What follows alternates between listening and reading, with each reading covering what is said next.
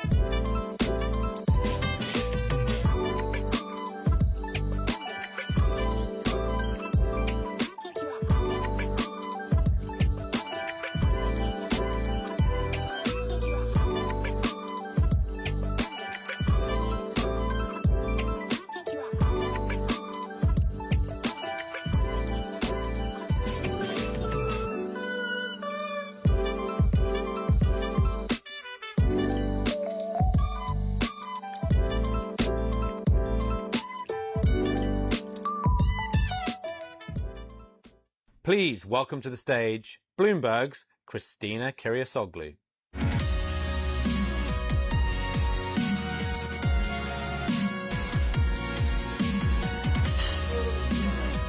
Hello and welcome everyone to Bloomberg's Tech Summit. I'm really excited for our discussion over lunch today. My name is Christina Kyriasoglou and I'm a tech reporter at Bloomberg News. I've been reporting about enterprise software for over 10 years now, and I think it's safe to say that the speed has never been this rapid. I can feel it in my reporting, and our guests today that we will have our discussion with can feel it too. We'll be speaking about transforming enterprises through emerging tech. We have this huge wave of innovation coming at us with Gen AI, quantum computing, and digital assets, and a lot of challenges and opportunities that arise with it. And before we dive in, I'd like to hand over to Amit Mehrotra, who is a Vice President and Head of Enterprise Sales for the UK and Ireland at Tata Communications. Thank you for sponsoring today's panel and for making this conversation possible. So Amit, please, over to you.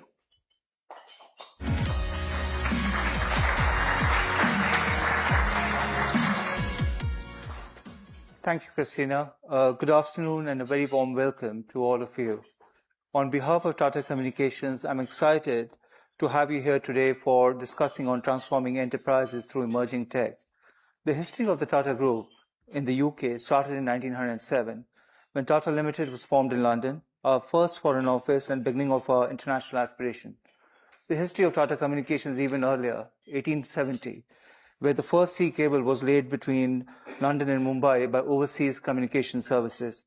It underscores one point today, that both our growth over the years and our enduring commitment to UK as a region.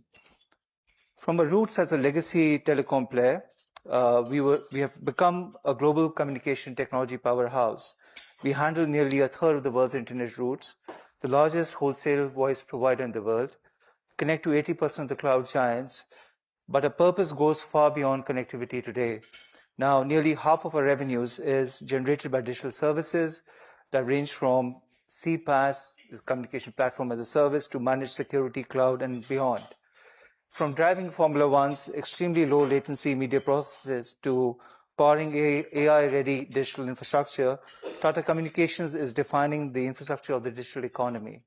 Our digital fabric enables businesses to simplify, innovate, and connect across network, cloud, security, IoT, and customer experiences, enabling agility, resilience, and growth. Today's conversation comes at a time when transformation is no longer optional, but really essential. Emerging technologies are changing how businesses generate value, build trust, and drive growth.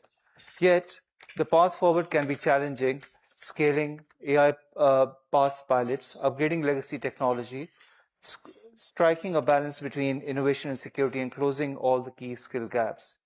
Amid these challenges lies great opportunity too. At Tata Communications, we believe the future is for companies who see technology as a force of change. What we have before us is not how to keep up, but how to change, boldly reversing the pressures of today into a competitive edge of tomorrow. And together we will try and address some of these questions. Thank you. Joining Amit Mehrotra, please also welcome to the stage Peter Left, Head of Digital and Market Innovation, Lloyds Banking Group, and Marnie Safar, CEO and founder, Poppins Agency, for a conversation with Bloomberg's Christina Kyriosoglu.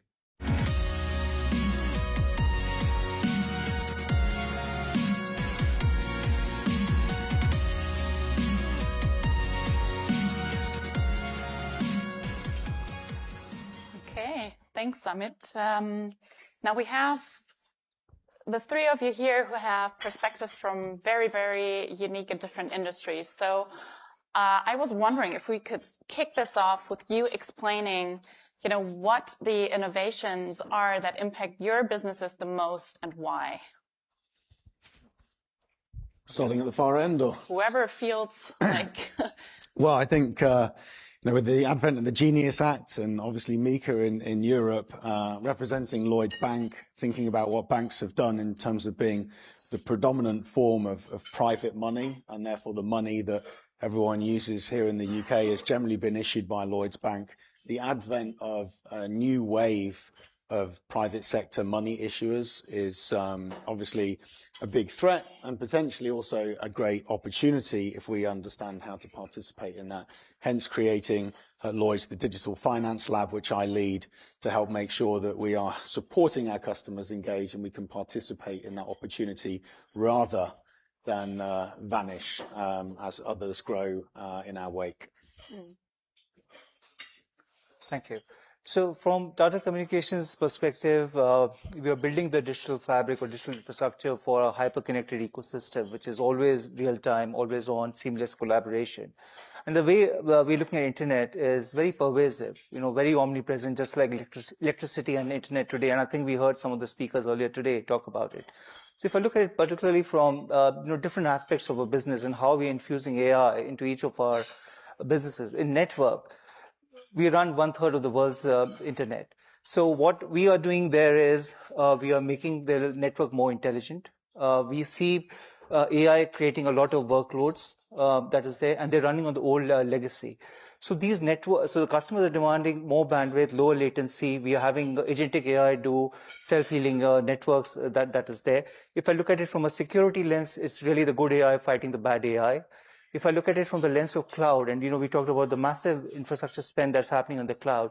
Now, what's very interesting is when all these workloads are moving to the cloud, the training to the cloud, with the inferencing to the cloud, these clouds need to be connected. It's connecting the enterprises to the cloud and the clouds within themselves. So we feel we are in a very unique position today, where we are probably the only provider which is addressing both legs of the fabric here. The other thing is around, I would say, hyper-personalization. So we're building the next generation customer experience platform, Kalera, actually not building, but it's built. And it drives the hyper-personalization. And we heard our CEO, Lakshmi, earlier today talk about voice AI as just an example. You see, today is the fastest single speech-to-speech real-time voice AI platform available in 40, different languages. And lastly, we're bringing the capability of edge and analytics to the cloud. So we see across all the four fabrics, AI as being the single thread which is actually impacting the business, and infusing it for the end clients. Thank you.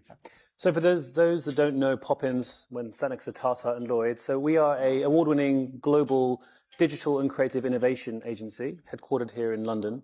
And fundamentally, we work with the brands you know and love. Innovation is the core of our business across the board. Now, for us, and the line I'll use a lot of people don't like hearing, agencies that don't transform utilizing AI, I think over half of them will be gone in the next 2 years.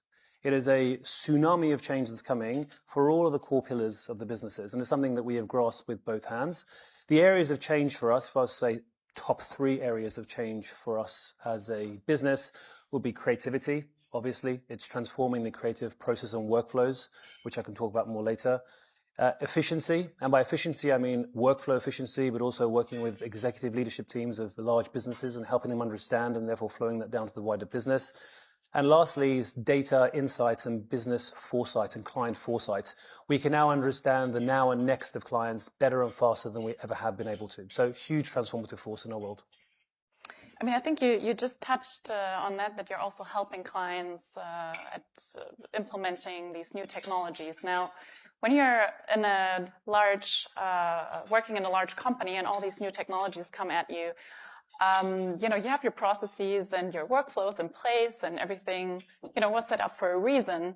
But now everything is changing so quickly. How do you adapt within your own companies to address that change, and how, you know, to be able to quickly go into it and not miss out on these innovations that you mentioned? Yes, that is the question. So we started the Digital Finance Lab earlier this year. It took some time to persuade the organization, to be honest with you. So that's one of the first hurdles to get a large tanker to start changing direction. Just the persuasion of the of the senior management takes some time. There's 60,000 people you've got to persuade and take on the journey with you. And from starting that in March time, in July, we started using digital assets as collateral in our FX trading business. So we managed to go through all the product approval processes, and work through how sort of that enterprise risk management framework, actually at a high level, the 21 risks that we sort of manage across can all be understood and adopted in different ways. So yes, we're now starting to use blockchain technology to run margining processes in our financial markets business. But you can still apply the same enterprise risk management framework to evaluate the risks, whether it's the product risks in the business or whether it's the technology risks. And it's been an education process. People think, oh, blockchain, DLT, crypto, that's just bad. We shouldn't, it can't possibly fit in our enterprise risk framework. But actually, when you take a step back, remove yourself from the emotion of it and actually go, well, where does it fit? Where does okay? And you can just map and do your traceability of all the risk issues across the tech side of your business, the product side of your business. And once you've done that, I think actually even a large organization at enterprise scale can then rally behind you and help you deliver effectively. No, thank you, Peter. And for us, I think, we already talked about how we're infusing AI into our products to service our customers. So that's the customer lens. The whole objective is that, our products need to be really differentiated, create a, revenue momentum and the customer experience. We also looking at AI from an internal perspective. How do you embed this within our company? Now, there, I think, which is across, different functions, and that's the beauty of AI. It's supply chain, it's legal, it's HR, it's sales, and marketing. So each function of ours is actually working around it. I think it has a board-level visibility. I mean, the fact that a board spent an entire day, discussing AI was really good.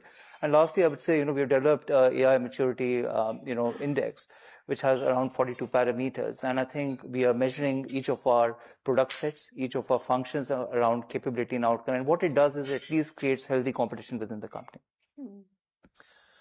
It's interesting hearing your perspectives, because for us, there's a dual lens, right? It's how do we transform our own company, our own agency, but then how do we step into world-class Formula One team, executive teams, and help them transform their businesses? There's two very different approaches. The way I would position it is that it's really about being a compass and not a stopwatch. There is so much change happening, and clients are so hungry to understand and see what's helpful for them. I mean, I'll give you a funny example. I was doing a vodcast, sat with a CEO, a very well-known CEO, 3.5 weeks ago, talking about this exact subject. And we filmed it. He shared his views. I shared my views. By the time we filmed it and cut it and published it, actually a bunch of our views were out of date in 3 weeks. So it's changing at a very rapid pace. So actually brands and businesses need to take a step back, look deeply in their own strategies and see actually what is it they're trying to do and actually what works, rather than continually jumping to the next biggest. And otherwise you're just chasing your tail all the time. And I think you mentioned acquisitions play a role, and that would be interesting to hear when you're looking at other companies where you see interesting technologies or skills that might be important for you. Like, how do you make that decision, what to acquire, what not? So I think there's a changing mindset in some of the largest financial institutions where we're starting to think that we can't have too much risk to a supplier, and we need to know this technology for ourselves. So this idea of acquiring services and then doing supplier management, and that's becoming a little bit outdated. We've got to have sort of a two-pronged approach here of how do we manage the risk of that supplier going bankrupt or having an issue or whatever it might be that causes a disruption to service. We don't necessarily want to put ourselves in that situation. So that's really not starting to change the mindset now of trying to do some of this for ourselves. And I think you've probably seen at Lloyd's, for instance, quite a big change that we're trying to become, do more engineering in-house, own more of the product delivery in-house, to try and minimize our risk to any one supplier or a concentration in that space. So I'm not saying that goes away, but I'd say there's a rebalancing going on within the financial institution sector between not just looking at suppliers, but also looking at having your own expertise in-house. And of course, the same overlay remains that within that spectrum, you could also buy in expertise too. Interesting. So I think, Peter, it's very interesting when you say, the diversity, because, from our lens and slightly digressing, when you look at network diversity and, we see a lot of clients wanting it for resilience perspective. But from the question that you asked, Christina, I think for us, it's all three, it's build, partner, and buy, acquire. So I think for something which is where we want to own the core products and the IP, we're always building. I think that's a journey we are always on. If I look at blockchain as an example, we would not be going out and, doing a quantum compute, infrastructure setup right now. But what we'll be doing is that certainly investing in, quantum secure framework, because, when quantum compute comes in, your security, becomes vulnerable. So that's the kind of company we'll go out over there and, partner with, or something like on the CX, where we felt we were late in the journey, we've gone and partnered with somebody. And acquisitions, I think we've done about, probably 3 acquisitions in the last, I would say 2 years. And that spans, from your OSs and eSIM, getting edge connectivity to looking at communication, CX platform to, something for bringing live games out there, a company called Switch. Mm-hmm. This is a very personal one as a founder because we put our own money where our mouth is. Over the last 2 years, we've acquired 4 other agencies, and the methodology we apply is really an 80-20 rule. 80% in investments we know for sure are safe and will work, and then 20% actually tying into the partner and then purchase piece. So we've acquired an automotive consultancy to bolster our automotive side, which is a core part of our business. We've acquired Europe's leading social marketing agency because social is clearly one of the leading ways of communicating with customers these days. We've then gone on to buying an experiential business because actually we're seeing the data in this magical AI digital world is that there's so much eyes shifting towards the physical space and how you connect the digital to the physical. But of course, we then partnered and then acquired an AI consultancy specifically to bring in their clients, their expertise, to then enable them to train us, our leadership team, our wider business. And then we now offer that as a service to all the big businesses in the world.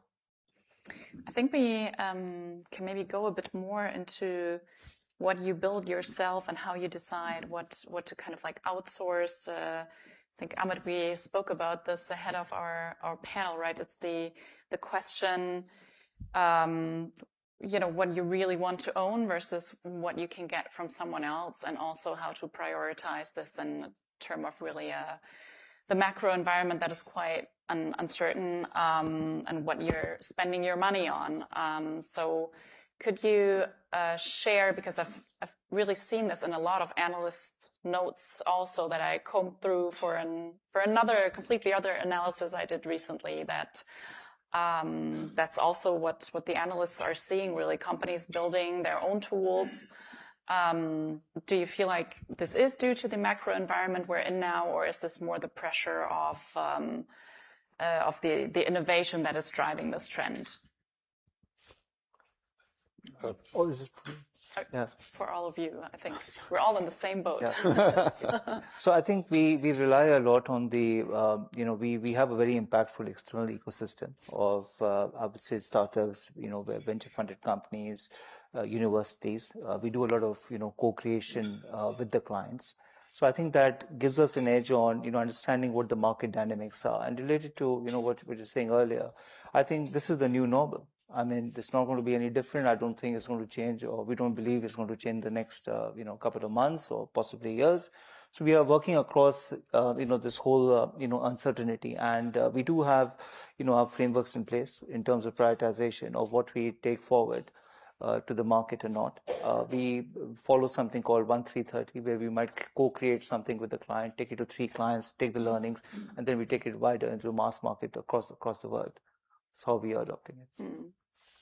And so I'll apply it to, let's say, some of the blockchain decisions we're making at Lloyds. I think when we think about wallet infrastructure, we think one of the key expectations our customers have would be that Lloyds, trusted brand, we've been looking after keys, like our SWIFT keys, for instance, to access our Bank of England account with something like £50 billion in. You can imagine we look after those keys very, very safely. And I think our customers would expect that we'd look to deploy some of those standards and learnings to the same extent to look after their money and assets that might be part of a future Lloyds wallet service. So something like that, isn't something that we're going to very easily be sympathetic to outsourcing. If we chose to do that, that would be, critical supplier, super severe supplier impact. And to be honest, therefore, my preference would be, well, that's kind of my USP, actually. That's the bit that creates the trust, and that I really need to deliver that. So that drives me to picking, well, that's the bit I'm going to build. I need to do that key management. I need to look after and deliver like the UX for that wallet solution, make sure it's connected to all the places our customers want. Now, there might be an acceleration play in terms of using partners to get market penetration faster. So there's always a sliding scale, but there are certain parts that I believe definitely in sort of the digital assets business for Lloyds that our customers are going to expect us to know very well. And frankly, if we know it very well, because we have the engineering capabilities in-house, it makes my team better at selling the product. It's a more convincing sale. So that's a bit of an example of how I'm thinking about, build, buy, partner. It's interesting. When we were talking to clients maybe 2 years ago, the concept of an app wrapper, AI wrapper business or product was completely pushed out of the room. Even when you looked in Silicon Valley, the valuations weren't there, and that's shifted entirely now into having billions of value in it. More often than not, to get to market quickly, we will recommend using the existing platforms. More often than not, we will use an app wrapper product that is underpinned by the big platforms, but is hyper-personalized to the brands you work with. That said, we are working across a number of very large businesses, brands, global auction houses, where we are building AI into the kind of very weave of their products in a way that is not really necessarily seen by the customer, but is working with them in an owned way at the same time. So really, it's a balance, I'd say 80% platform-based and 20% custom. Mm-hmm. And with all the big range of technologies and solutions out there now, could you maybe share a few examples or an example with us what you thought in the beginning is really promising, but then when you tried to implement it or, had a closer look, it didn't turn out to be as great as you hoped to be, so you can save us all some work? I'm still hopeful for it, shall we say. Okay. But it's taken us longer. Money is very much a collaboration, a consortium play. It presents itself as £1 or €1 or $1, but actually there are many issuers of pounds, euros and dollars. There are many private sector banks, for instance. And so that level of collaboration takes some time, and I think occasionally I've underestimated that. It's taken a long time to build fractional reserves banking and present a pound, and everyone sees a pound in a Lloyds account as the same as a pound in another UK bank account like Barclays, HSBC, etc. But back in 2019, I invested in a business with many of my peers, Finality International, which is about tokenizing central bank money. And so that meant we immediately had the foundation of programmable central bank reserves, which you need, in my opinion at least, and I believe everybody else is catching up now, to have programmable tokenized deposits. But we ended up delivering the central bank money first and not sort of the customer facing money. So the amount of use cases that have been ready for finality, has taken us some time. And the other side of things is that trying to, in 2019, deploy new technology like blockchain into a central bank instrument. Perhaps I was a bit naive in the rate of progress we would make. So I don't necessarily think it was the wrong play. I think my thought process on the time to market was very wrong. And as a result, we've not gone as fast as we could do.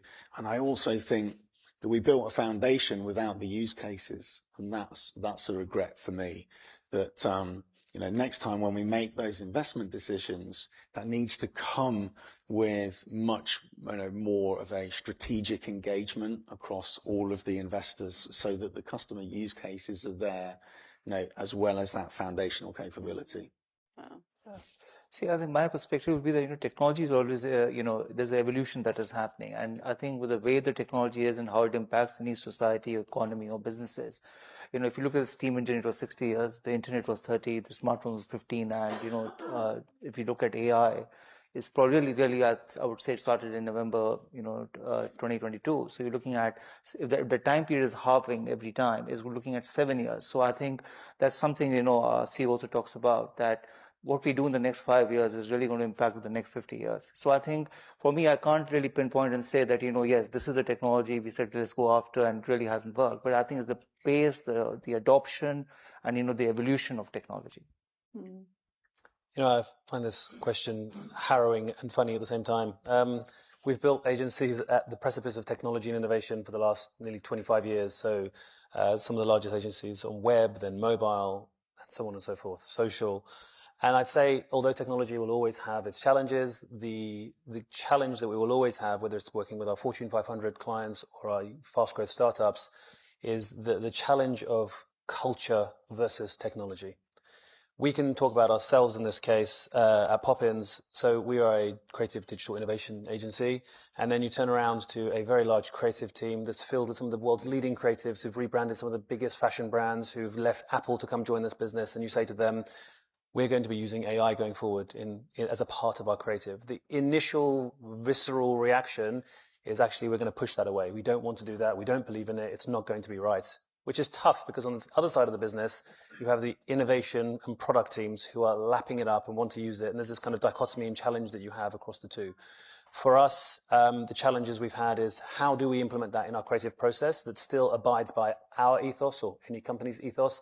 For us, it's digitally handmade. So the fit and finish is still handmade and is still by a person with a lot of experience.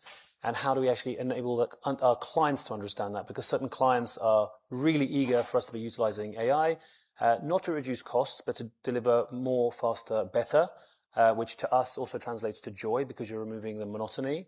Versus certain customers, we have a tier one kind of OEM automotive brand who has put in their contracts, nothing AI must ever touch anything in the workflow, which we keep telling them is an impossibility. It's not possible, but they are very adamant that that's there. So for us, it's culture and understanding. We see the same thing when we're working with executive leadership teams and guiding them. What tends to happen is, when they see the benefits, which they do very quickly in their own day-to-day, in their own efficiencies and their own outputs, all of a sudden the whole business is brought along for the journey. Mm.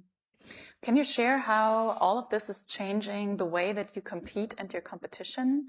Are there instances where you feel like, oh no, they've gotten so far ahead of us because they deployed X, Y, Z, or where you felt you really made an edge because you were faster in implementing an innovation? So for me, trying to get the banking industry to innovate in blockchain, it was a new form of competition in terms of co-opetition, if you will. As I sort of mentioned, actually, the pound is seamlessly fungible because we all work together. So trying to make sure that there's a pound on a blockchain for everyone in the UK society to settle in sterling in these new ecosystems, means that, I want my tokenized deposit to be out there first. But actually, it's not really going to have a network effect and great utility if I haven't enabled it to be interoperable with all of my peers. So I will fail, if you like, as a bank in terms of winning the tokenized deposit argument versus stable coins if I don't work and cooperate, between the big banks. So that's been, a big lesson for me is co-opetition. How do we do that? How do we manage doing that within competition law so that actually, sterling tokenized deposits or other currency tokenized deposits, can get to market and compete with stable coins, for instance? Because I suspect if I asked you in this room, have you heard of CBDC? You'd probably say yes. Have you heard of stable coins? You'd probably say yes. And there's probably one or two people in the room that would talk about tokenized deposits. Yeah. So we've got a lot of work to do. The competition hasn't been going great so far. We've got to go faster, but we will get there. No, thank you, Peter. And in fact, in one of the Bloomberg, podcasts, I heard that this is the single biggest trend for the next 10 years. I was mentioning that to Peter. So I think for us, competition is coming from all angles, right? So we have to, one, protect our turf. So how do you protect your moat, as Buffett calls it? So I think we make investments into our, core business like we are doing, and we continue to do that. But I think apart from that, what we do have is a growth and innovation, portfolio on steroids, right? Because we are constantly in an industry like this where you're doing the infrastructure. We're constantly innovating with a lot of new products, ideas, and the customers love it because they want to call us back, tell us the network of the future. So I think, Christina, for us, I think we have, probably prioritized on the 5 big bets, and that's AI cloud, it's your customer experience, platform, it's connectivity to the cloud, and, your convergence of within the land that we call it. And we focus around those big bets. Amazing. Look, for us, innovating is a core part of our business. And I think I've become one of the most hated men in the agency space because I like to call it like it is. If we don't innovate and utilize technology, which, by the way, turns individuals into superhumans, then we will fall behind. And I say this time and time again, and the examples I'll make, I'll sit with a CEO of a PPC agency, and I'll say, look, when everyone's using LLMs to do their search, what happens to your business? Or if you're a video production agency, right now, if you already haven't implemented Nano Banana or Sora or into your workflow, where are you going to be in that time? And sadly, so many are still kind of keeping their heads in the ground and just hoping the problem will go away. So we are fundamentally behind the belief that technology makes our teams into superhumans. We will welcome technology as much as we can, as long as it doesn't take away from the fact that it's still a craft, that it's still finished by hand. I mean, I think it's interesting, right? And for the longest time now, we've seen innovation as something that's global, that grows because we're being intertwined with many cultures, companies, and countries. But now, since geopolitical tensions have been on the rise, this notion is changing, and tech sovereignty is kind of the word of the hour, the term of the hour, also the topic of our conference. So I'd really like to hear your thoughts around this topic, how you think about this, how you think about this when you implement something within your companies, and how you think this big question will develop in the next years. Yeah. Well, tech sovereignty, that question, that point is sort of exactly what I was, framing as how we pick between build, buy, partner. There's going to be much more build. I want, as we deliver the digital assets services for our customers, it's because Lloyd's engineers, Lloyd's know-how has built that and made that safe for our customers. And if something goes wrong, we can fix it. And hopefully that means something won't go wrong because we'll have the knowledge in-house to understand it to the right level of detail that our customers expect and therefore have come to trust Lloyd's for. Yeah. So I think our perspective is, personally, I would say my perspective, because I started, saying our history goes back to 1870. I think survived 2 world wars, several recessions, and, we stay invested in the country. I think, as Tata Communications, we do for every geography, follow the regulations. So if in the UK, it means the UK Data Protection Act. If it means GDPR, if we see our clients moving and asking for private clouds, and that's something we are heavily invested here with two data centers. A lot of our product innovation happens here in the UK in the famous Gherkin building that we are there. I think for me, the bigger question, I think, is also around, the energy sovereignty, because that's a big thing that's going to be people are talking about. Like I said, I follow Merin Somerset Webb. She's a senior columnist at Bloomberg, and she does these brilliant podcasts. And I think the chairperson for NatWest also called about it. It's about getting the investment of smart companies like Poppins agencies and so many AI firms, getting them listed here in the UK. I think that will make an impact. So. Look, I will say our current government isn't making it easy for businesses. Neither is the geopolitical status of the world. My lens is kind of global from the sense that we're headquartered here. We have a presence in the MENA region and then the US. If I had to break it down from that lens, I'd say the MENA region, specifically the UAE and all the surrounding countries, are beginning from a ground zero. So they're building AI and technology into the very core of their DNA, and it's all being based in their core DNA. Europe is being governed by kind of a tier one kind of regulatory pieces, and it's all about regulation, and the US is all around innovation. We shift towards whichever companies are in either region and what their needs are. If I had to say what I would recommend, I would like to see it being 70% innovation, 30% regulation. Mm-hmm. Okay, this wraps up our lunch conversation already. Thank you everyone for attending, and thank you again, Tata Communications, for making this conversation possible. And I'd like you to make your way back to the main space slowly, where we'll continue the conference at 1:30 p.m. Thank you. Thank you, Christina.